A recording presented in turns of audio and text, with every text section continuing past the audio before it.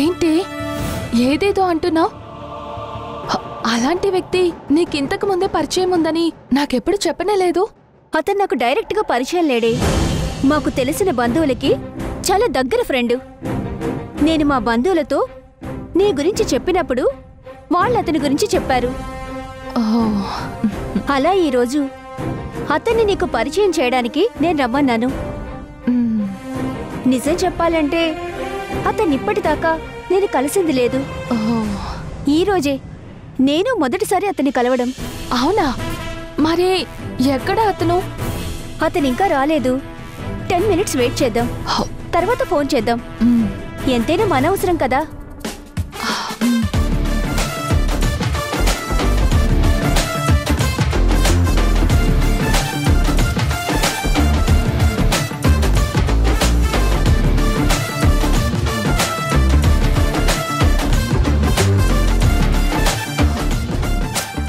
ఏంటి ఇంకా అతను రాలేదు? అసలు వస్తారంటావా? సరే, నువ్వు వెయిట్ చేస్తూ ఉండు.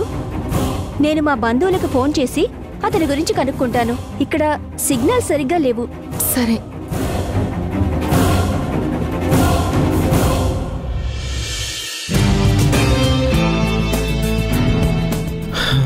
తను ఎక్కడుందో ఏంటో.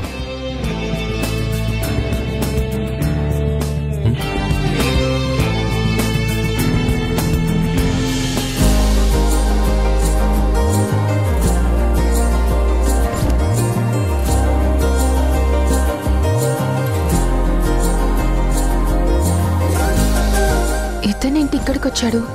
ఆ రోజు ఆటో దగ్గర కూడా కావాలని నాతో గొడవ పెట్టుకున్నాడు. నన్ను నేర్పించాలని చూశాడు. మళ్ళీ ఈరోజు ఇక్కడికొచ్చాడు. అంటే నన్ను ఫాలో అవుతున్నాడా?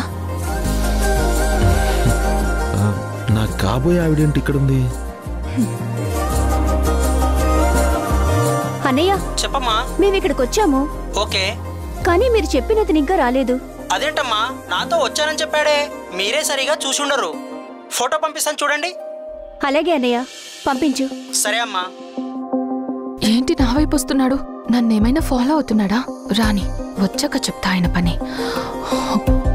హాయ్, నన్ను గుర్తుపట్టారా? అదేనండి, ఆటో షేర్ చేసుకుందాం అనుకున్నాం. ఈ అమ్మాయి ఏంటి అలా మొహం తిప్పేసుకుంది? నేను నచ్చలేదా? అసలు నేనెవరో తెలీదా? హలో, ఏంటండి మాట్లాడుతుంటే పట్టించుకోకుండా అలా మొహం తిప్పేసుకున్నారు? అసలు నేనెవరో తెలుసా మీకు? ఎవరండి మీరు? మిమ్మల్ని నేనెందుకు గుర్తుపట్టాలి? అయితే ఈ అమ్మాయికి నా ఫోటో కానీ నా ప్రపోజల్ గురించి కానీ ఇంకా ఏం తెలీదు కన్ఫర్మ్. అందుకే అవాయిడ్ చేస్తుంది.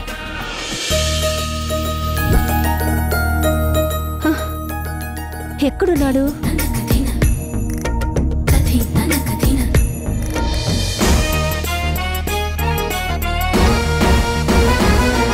ఇదేంటి, వీళ్ళిద్దరికి ముందే పరిచయం ఉందా?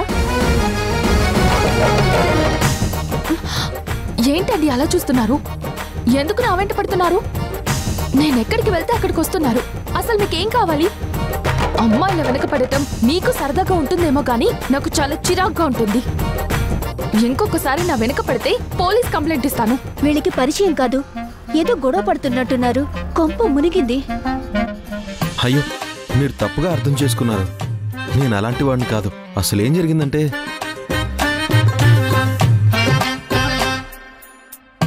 సౌందర్య ఆగవే, ఇతనెవరనుకుంటున్నావు? హాయ్ సార్, నా పేరు కావ్య. హాయ్. తను నా ఫ్రెండ్ సౌందర్య. ఓ, వైజాగ్ లో ఉన్న మా అన్నయ్య సుభాష్ మిమ్మల్ని కలవమన్నారు సార్. సౌందర్య, సార్ని విష్ చేయి. మనం కలవాలనుకునేది ఈ సార్ని. Hi sir, I'm Soundarya. I'm Rishi. Sorry sir, మీరెవరో తెలియక తొందరపడ్డాను. I'm really sorry. నేను పెళ్లి చూపులకు వచ్చాను అన్న నిజం చెప్పకుండా ఇలా ఫ్రెండ్గా ఉండి తన గురించి నాకు, నా గురించి తనకు పూర్తిగా తెలిసాక పెళ్లి ప్రపోజల్ పెడితే థ్రిల్గా ఉంటుంది. అయ్యో, ఇట్స్ ఓకే. ఇదంతా పెద్ద విషయమేం కాదు. సరే ఇంకేంటి విషయాలు? అది సార్ తన మోడల్ ఓ మోడలింగ్ లో ట్రై చేస్తుంది.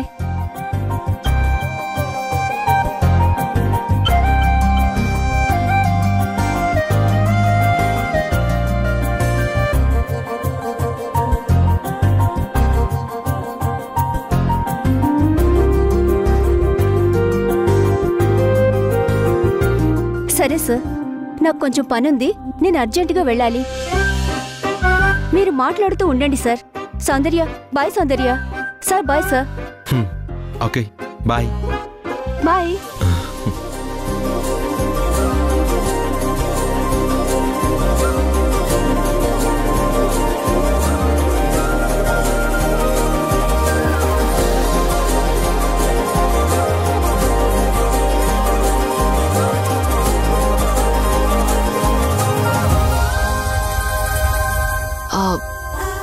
సరే సార్, నేను బయలుదేరుతాను.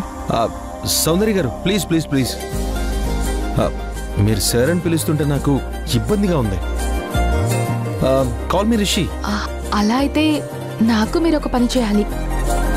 ఏంటి సౌందర్య గారు? ఇదిగో ఇలా మీరు కూడా సౌందర్య గారు అని కాకుండా సౌందర్య అని పిలిస్తే ఓ నాకు రిషి అని పిలవడానికి ఎలాంటి ప్రాబ్లం లేదు. అలాగే సౌందర్య. Thank you Rishi. మరి నేను వస్తాను. ఎప్పుడు? ఏంటి? అదే వెళ్ళొస్తాను అన్నారు కదా, ఎప్పుడు అని. మీరెప్పుడు పిలిస్తే అప్పుడు. అలా పిలవాలంటే మీ నెంబర్ నా దగ్గర ఉండాలి కదా. సరే, మీ ఫోన్ ఇవ్వండి.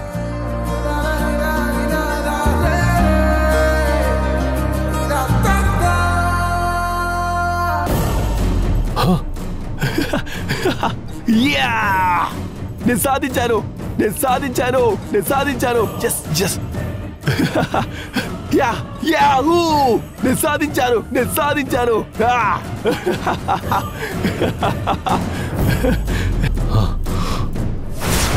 ఆ భానుమతి ఫ్యామిలీ భవిష్యత్తు మొత్తం నా పిడికిల్లో బంధించాను. ఈ సంతకాలని అడ్డం పెట్టుకొని వాళ్ళని ఎలా ఆడుకుంటానో చూడు. రాత్రి పగలు నిద్ర తిండి ఇవేమీ లేకుండా వాళ్ళని రోడ్డు మీద పరిగెత్తిస్తాను. నేను జీవితంలో చేసిన అతిపెద్ద తప్పు ఈ రాహుల్తో పెట్టుకోవడం. వాడి వల్ల మా జీవితాలు నాశనమయ్యాయని అనుక్షణం ఏడుస్తూ ఉండాలి.